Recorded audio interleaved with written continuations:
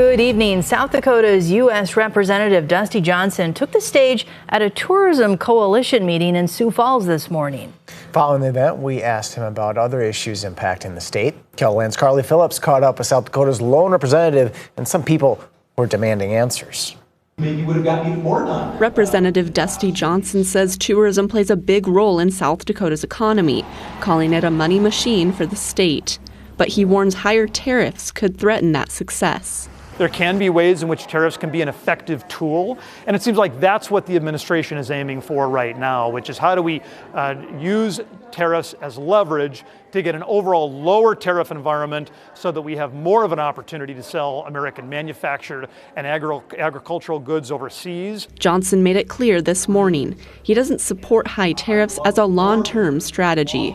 He says he's also pushed back on some federal cuts. There certainly have been some DOGE cuts where I've said, Mr. President, I'm not sure that's exactly what you want to get done.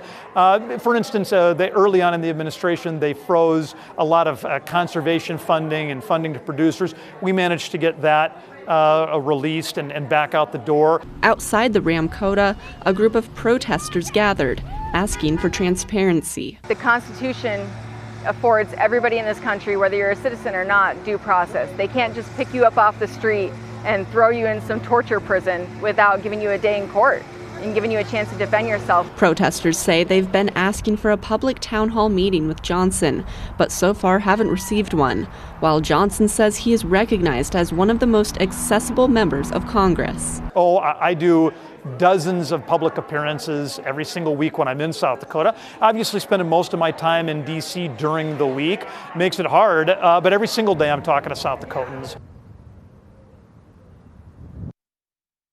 Today's appearance is the first of several this week.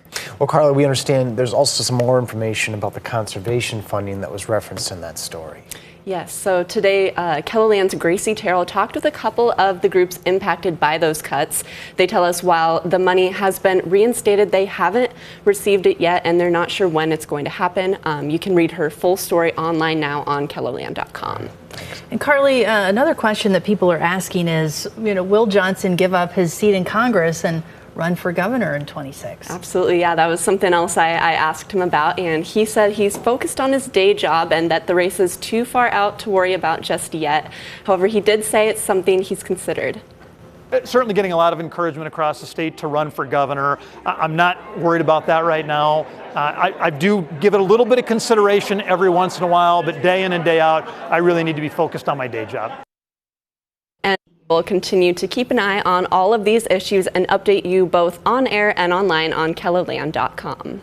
All right, thank you, Carly.